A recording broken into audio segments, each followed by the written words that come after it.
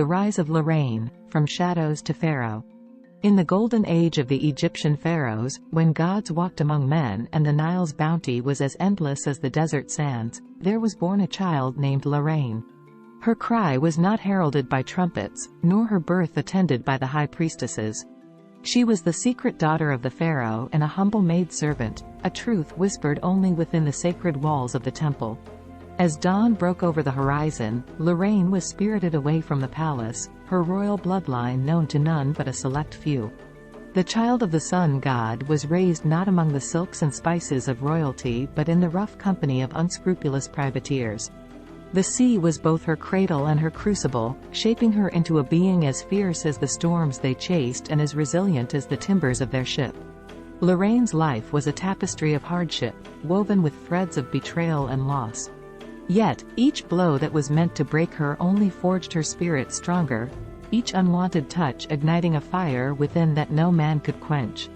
She grew into a formidable force, her heart a hidden oasis of compassion in a desert of cruelty. To the downtrodden and the abused, she was a beacon of hope. Lorain saw herself in the eyes of the unwashed masses, her adopted family, and vowed to be their shield and their sword.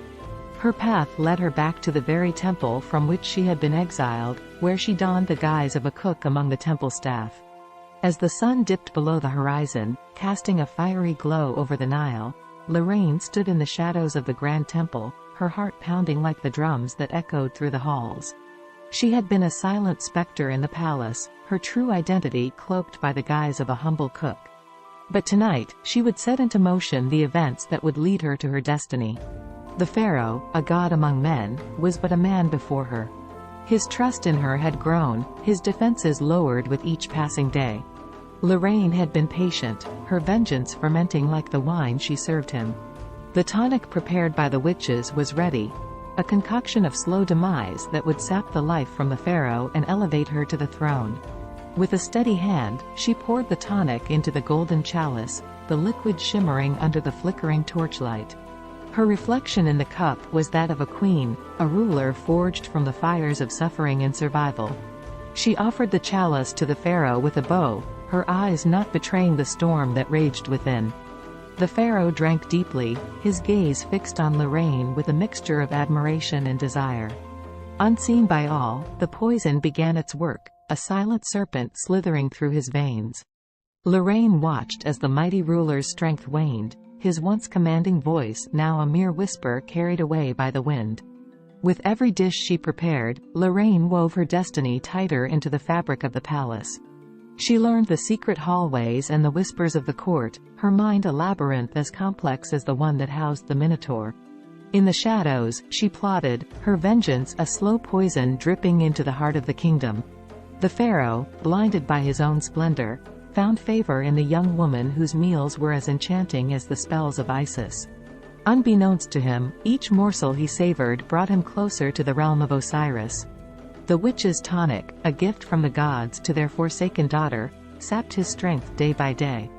In the weeks that followed, Lorain's influence grew. She became the voice for the voiceless, the hand that steered the kingdom when the pharaoh could not. Her whispers became commands, her suggestions became law. The people, once wary of the stranger in their midst, now looked to her with hope. As the pharaoh's power waned, Lorain's influence waxed. She became the intermediary between the god-king and his people, her words carrying the weight of his once mighty voice. And when the sun set on his reign, it rose on hers, the illegitimate child now the ruler of all she surveyed. The day Lorain took power, the royal court was a sea of murmurs and rustling silks. Nobles and advisors gathered in the grand hall, a tapestry of anticipation and dread woven into their expressions. The pharaoh, their sun and sky, had faded, and in his place stood a woman of mystery, her origins whispered in hushed tones. As Lorain stepped forward, the light from the great braziers danced upon her regal attire, transforming her into a vision of divine authority.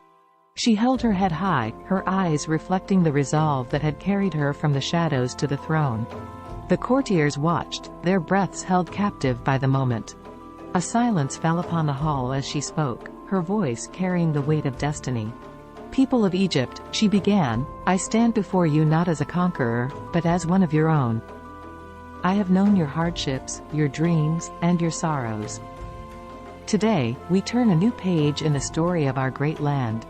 The nobles exchanged glances, their skepticism a tangible veil. Yet, as Lorain recounted her vision for a prosperous and united Egypt, the veil began to lift. Her words were not those of a tyrant, but of a healer, a unifier, a beacon of hope. She spoke of fair trade, of honoring the gods, of justice for all, not just the privileged few. One by one, the court's icy facade melted away. The priests nodded in approval, their incense filling the air with the scent of divine favor. The generals, hardened by battle, found respect for the strength that emanated from this unlikely pharaoh. The scholars and scribes, keepers of wisdom, saw in her a mind as keen as the blade of Thoth's pen.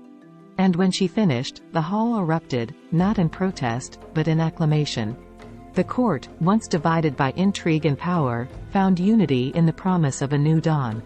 They bowed, not out of fear or obligation, but out of genuine reverence for the woman who had risen from nothing to guide them into a future bright with possibility.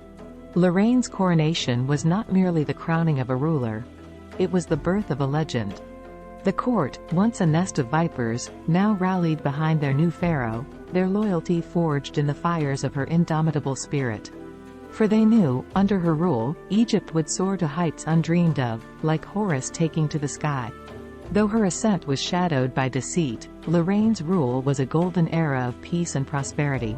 She led with the wisdom of a queen and the cunning of a street urchin, her reign a testament to the belief that even those born in darkness can bring forth light. And so, the tale of Lorain, the pharaoh's secret daughter, became a legend whispered in the marketplaces and sung by the bards, a story of triumph over fate, and of a queen who rose from the ashes of her past to claim her rightful place upon the throne of Egypt. The kingdom prospered under her rule, the echoes of her past hardships fueling her desire to lift others from the depths of despair. Lorain, the illegitimate daughter of a pharaoh and a maid, had risen to become the beacon of Egypt, her name forever etched in the annals of history as the pharaoh who had known the pain of her people and had healed it with her own hands.